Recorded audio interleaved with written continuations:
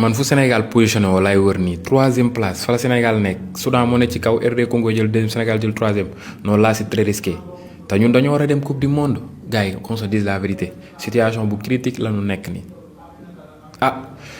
man mon seul problème mooy Congo tiituma Soudan de nag bu ñëwee fii alaakulli xaal dañ koy dóor man sama problème mooy RD Congo nu ñu def ba dab ko nag dañ ko war a dem fekk ci dëkkam te chance bi mu am nii xas a jiitu Sénégal ci moment yi nii.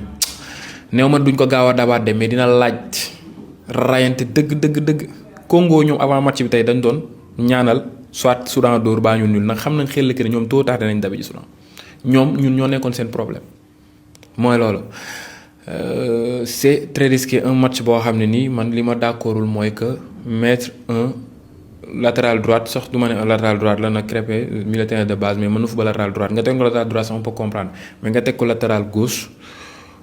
du am automatisme latéral gauche comme par exemple bu ko défenseur central loolu militaire bi joxoon bal mu war a pousse centré pour mu mën a centré il faut mu delluwaat ci pied droite bi ngir mën a def centre bu jëlee risque centré ci pied gauche bal du normal nag c'est un droitier de base. kon foofu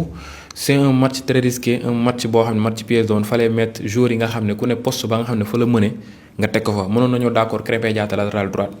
nga indi soit Abdou Diallo bu bëggee assurance bu dee dafa blessé Moussa Ndiaye ba tey mu ngi noonu. bu ko defee lépp complet mat ku nekk place am mu tegu fa jeu bi mën a am mën a fluide automatisme di am ci joueur bu nekk. mais aussi secteur offensif bi communication bi jàllul ñaari couloir yépp dara doxul tey te occasion yi amoon dès les premières minutes concrétiser wuñu ko woon foofu je voyais benn Assane à la 70e minute wala 65e minute match bi toll fii gars yi mënuñoo dugal nga génnee si suñu joueur de couloir yi benn teel a dugal Assane mu indi fraîcheur. ñu xool la ñu mën a apporter mais malheureusement aujourd'hui c'était très très compliqué ñun dama doon tiit sax ñu toqal ñu benn yaa seex boobaa la ñuy gën a waye de imaginez le match de poule coupe du monde nga am Soudan Argentine Belgique Écosse. baaxul de gars yi baaxul un match très mauvais très mauvais un match médiocre surtout quand tu t'appelles le Sénégal. xam nga gars yi ñu ngi wax ci résultat beeg kii beeg yow match bii même bu ñu gagnoon on méritait pas de gagner man je parle pas du résultat mais le contenu un Sénégal avec ses joueurs maanaam des stars de ce calibre tu oses donner ces genres de prestations xool leen contenu match bi. xool leen contenu match bi surtout tu t'appelles le Sénégal troisième match nul consécutif tu joues contre des Soudan des gens vont oser dire que ni non Soudan sa waay ñun dañoo war a dem on est les meilleurs on a l'une des meilleures équipes d'Afrique. on est parmi les meilleurs au monde mais dafa mel ni mënuñu gérer effectif dafa mel ni amuñu fula dafa mel ni amuñu fayda ci Pape Thiaw dinaa ñëw ci yow dafa des équipe bi dafa des dans l'ensemble équipe bi li des moo bëri baaxul de c'est pas bon sa waay jeu bi médiocre na amuñu contenu offensivement bu ñu amee contre attaque bi day ralentir ñee bu ñu amee contre on laisse trop d'espace dans les balles arrêtées xool leen on est trop nul corner yi coup franc yi dañuy centrer pourtant am nañ ay njool duñ ci mbëkk benn yëpp gas yi dara contre attaque Sadio Mané bloqué bal yi jeu bi laana amul contenu mënuñu def 3 passes yi ay professionnels yoo nga xam ni saw ay yow 3 passes yi baax sax mënuñu ko def ay passes trop de déchets techniques non mais gars yi ça va pas lii demul mondial de ça va pas buñ fekkee bëgg nañ dem mondial ba la di xew ci États-Unis il faudra changer beaucoup de choses beaucoup de choses football amul sentiment du ma taay ci di ko football amul sentiment yaa fi defoon li wala yaa fi waxoon lii classons les meilleurs joueurs selon leur forme ñi ci nekk na leen ci teg amul yaa fi defoon lii amul yaay cadre amul yaay kii amul yaay kële buñ ko deful États-Unis ci télé bi lañ koy seetaane wasalaam. C'est fini. Soudan 0, Sénégal 0. Le Sénégal perd 2 points et le Sénégal reste à la 3e place.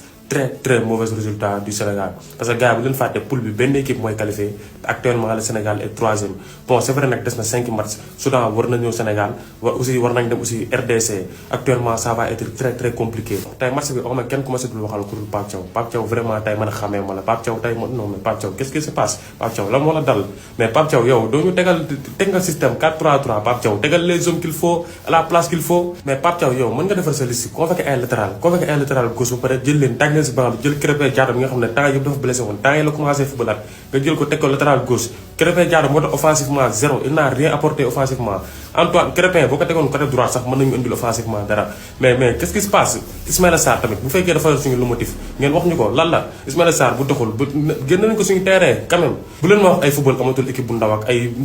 du ma dégg loolu ñii dañ leen waroon gagné dañ leen war a gagné par force parce que du seen stade ñun stade bi ñun ak ñoom ñoo fa bokk yem. gars yi nag bu ñu waxee sérieusement quoi sax wax naa sama kàllaame léegi bu tooñ un peu rigoler un peu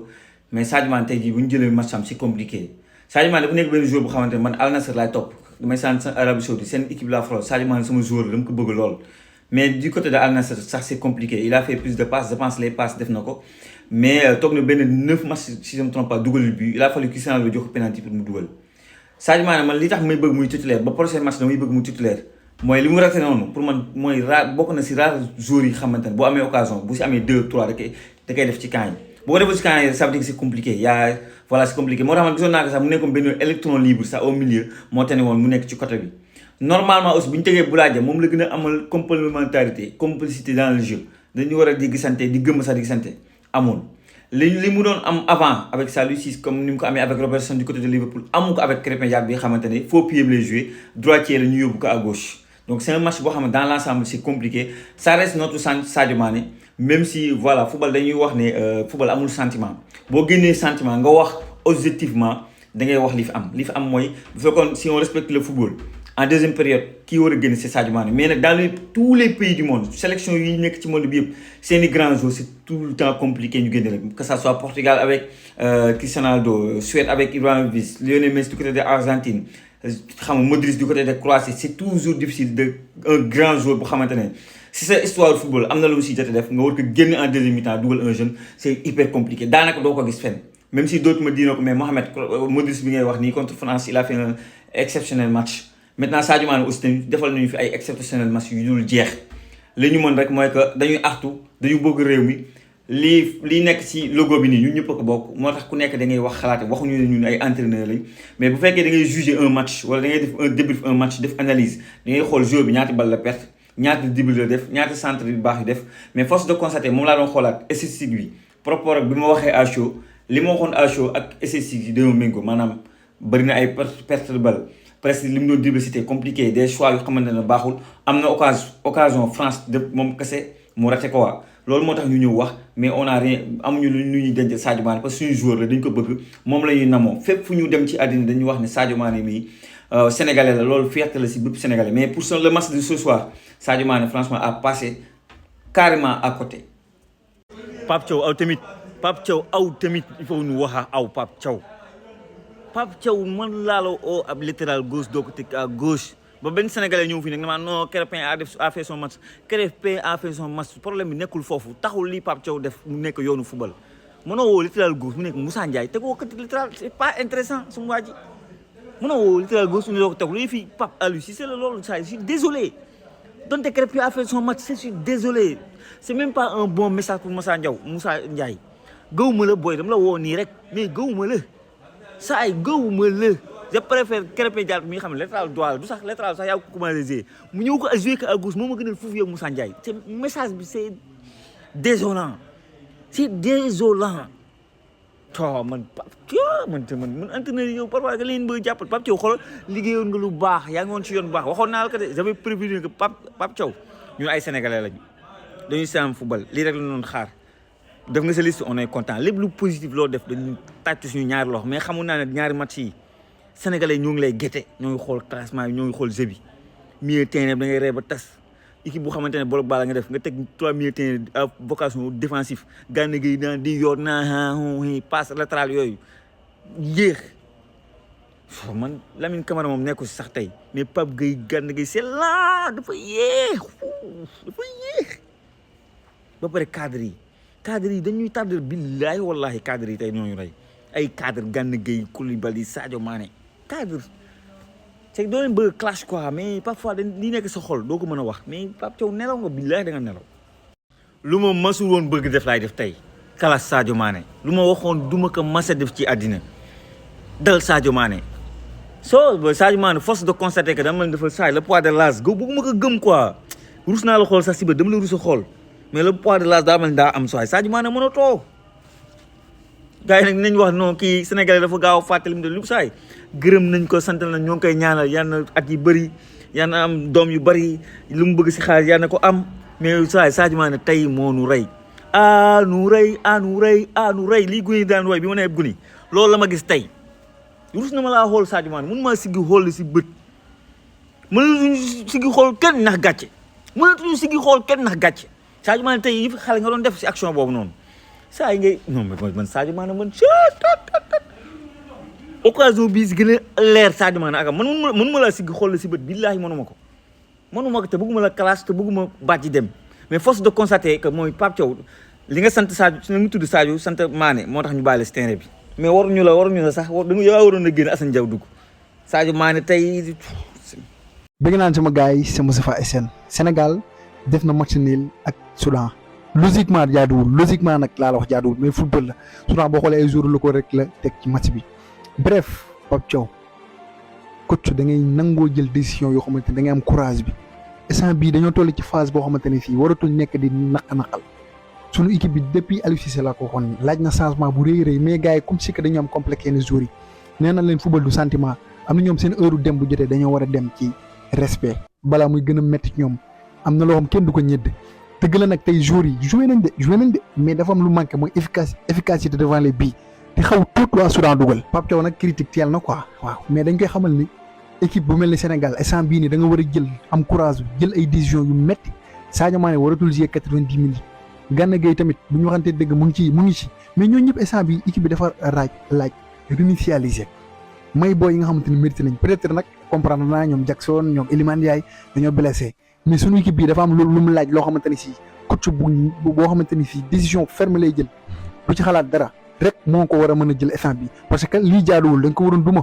Soudan dañ ko waroon duma waruñu woon fee nekk di ay nii rek di def yu kenn xamul mais nag football la match la quoi équipe bi joué nañ mais manque d'efficacité comme li ma doon ko waxee mais instant bi nañ bàyyi Pape Thiaw mu doxal tuuti peut-être incha allah yeneen match yi dina def preuve man boog ak sama genre yi nga xamante ni si noonu la ñuy gisee man dinaa dawal comparaison parce que ñoom ay haut niveau lañ te terrain bi tey synthétique la peut-être loolu tamit empêché na leen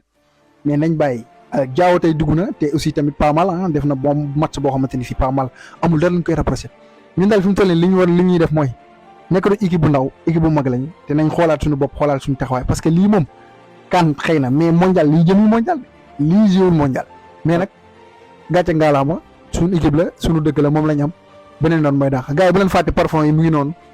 12000 francs seulement incha allah ñu livré ko fi foo nekk ci Sénégal ay parfum moo suuf la parfum yu am qualité. kon TikTok disponible na de 10 000 abonnés jàpp 500 000 abonnés formation Alibaba dañ la koy defal à 15 000 francs seulement nga mën di commander say marchandises di ko indi fii di ko jaar compte bétail programme aussi dañ la koy créer sama numéro mu ngi seen profil let's go. On mérite rien aujourd'hui. J'ai rarement vu une équipe du Sénégal aussi suffisante, qui n'a pas eu de volonté, qui n'a pas voulu se battre. C'est la Coupe du Monde au bout. Et il y a un problème de motivation. Qu'est-ce qui se passe? On est 3e du groupe. C'est quand qu'on a l'électrochoc? À la dernière journée, quand on va arriver 3e, on va se dire, oh purée, on n'est pas qualifié. Première sélection, on a voulu le coffrer, on a voulu le mettre sur le banc. Ça suffit. L'avenir leur appartient à ces joueurs-là. On met les jeunes. Ça suffit. Il doit jouer titulaire. Assane Diao doit jouer titulaire. Premier ballon parfaitement mis dans la profondeur pour Sadio Mané qui manque d'ouvrir le score. Et moi je vais vous dire clairement, c'est ce genre de fraîcheur, c'est ce genre de joueurs qu'on a besoin sur le terrain. Des joueurs qui ont envie, des joueurs qui veulent se battre pour la maillot. Là tout ce que je vois, c'est des joueurs suffisants, qui jouent sur un fort rythme, qui jouent sur une jambe. J'ai pas compris, je comprends pas. On t'aime, on te soutient. Mais on a besoin de plus de ta part. On a besoin que tu sois là. On a besoin que tu sois beaucoup plus efficace. On a besoin que tu sois beaucoup plus... Comme avant, quoi. Comme avant, quand tu nous as fait soulever notre canne. Beaucoup plus présent dans le jeu. On va pas te cracher dessus. Mais s'il te plaît, ne tends pas le bâton pour te faire battre. Je n'ai pas le souvenir d'un sprint d'Idrissa Gueye au milieu de terrain. Un seul. Il a joué comme un sénateur. Il marche. Il joue comme ça, sur un petit rythme. Comme s'il y avait 3-0 pour le Sénégal. On a joué comme si on gagnait, en fait. Ça, c'est le Ismaïla Sarr qu'on n'aime pas. On a vu un Ismaïla Sarr emprunté, un Ismaïla Sarr qui a du mal techniquement. Après, je sais, il y a des circonstances. Le synthétique, c'est pas facile. Voilà, jouer au Soudan, c'est pas facile. En Afrique, rien n'est facile. Mais un peu plus de volonté n'aurait pas été de refus. Bien aimé, c'est Crépin Diatta. Il a été très bon sur son côté, comme d'habitude. Et vraiment, il doit jouer titulaire. Normalement, il n'y a plus de discussion. Plus de discussion possible. Mais on doit vraiment se réveiller. Parce que là, la Coupe du Monde, elle va nous passer sous le nez. Continuons à croire qu'on est en sécurité. Continuons. waaw dañoo wax match Sénégal. Sénégal Soudan dëkku Soudan ñu ngi fa 0-0 gars yi franchement parlant ñëpp gis nañ match bi tey Sénégal côté offensivement gars yi très faible gars yi dañoo faible de trop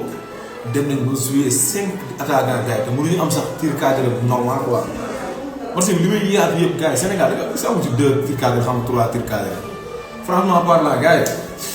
y a des choses qu'on doit revoir quoi. am na ay bagages yu war a xoolaat bu baax a baax gars yi bu leen fàtte ne ñun 5e jour lañ toll si qualification mondiale Sénégal jëlul pays jëlul deux xam ñaar la jël gars yi 3e lañ jël gars yi te qualification coupe du monde la ñu war a football franchement parlant yokku cere doole ñeemi nag tey lañ ko war a gën a mën a commencer parce que nag gars yi équipe bu toll ni Sénégal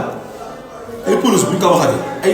affaire de stade dafa xat bu ñu ko waxati ñee seen stade ñoo xam nañ wala 20 000 places la par exemple ñoom ñu def si plus de 60 000 places parce que Sénégal la ñuy jouer mbirum nekkatul affaire yooyu noonu ñun ay pro lañu ay joueurs de haut niveau lañu yor instant yii nii dañuy war a gën a redoubler d'effort yokkaat niveau bu baax a gars yi franchement parlant nag tey moom je suis pas satisfait quoi te xam naa ne sénégalais kenn kontaan na si résultat bi kenn big up gars yi. bon sama gars yi fan yii yëpp nag gars yi maa ngi dégg ñu naan Siré à Bourges gars yi tey moom gars yi Sadio Mané lu mu mën si terrain bi tey gars yi Sadio Mané à Bourges la ñu war a wax quoi Sadio Mané à Bourges man gars yi du ma critiquer sax du ma critiquer quoi souvent. temps yii gars yi dama feebar gëj naa def vidéo et tout mais gars yi tey match bi dama siisu quoi lii foog ma wax ci non mais gars yi nu ñu mënee nul ak Soudan 0-0 Soudan nga xam ni gars yi tey comme ay joueurs nawetaan si biir terrain bi non mais incroyable suñu niveau dépassé na fii tamit mais quand même Ismaïla Sarr Pape Matar Sarr non mais tey la ngeen def si terrain bi tamit mais vraiment nag foog ñu wax Ismaïla Sarr yow tamit temps yëpp gars yi ñu lay critiquer temps yëpp temps yi passé nag yaa ngi tudd ak Crystal Palace ñu foog ne teg soo ñëwee si biir terrain bi dañu indil dara mais Ismaïla Sarr quand même tamit gars yi incroyable et puis 3e lañ jël 3e mais bref gars yi des nañu 5 matchs ñu war a jouer phase retour yi des nañu 5 matchs bon mardi dañoo war a jouer contre Togo suñu biir dëkk fii Sénégal boobu moom 3 points dañ ko soxla amul sax demoon na ñëw ak score dañu soxla 3 points su doon bëggee dañu xool yi nag ñu bëgg quoi 3 points dañu soxla ak score bu bëri 5 matchs yi ñu ngi war a jouer yëpp dañu ko war a gagné 5 matchs yëpp dañu war a gagné 5 sur 5 la ñu war a def am si 15 points amul sax lu ñuy xalaat jël première loolu kat la ñu mën a def gars yi non mais comment ça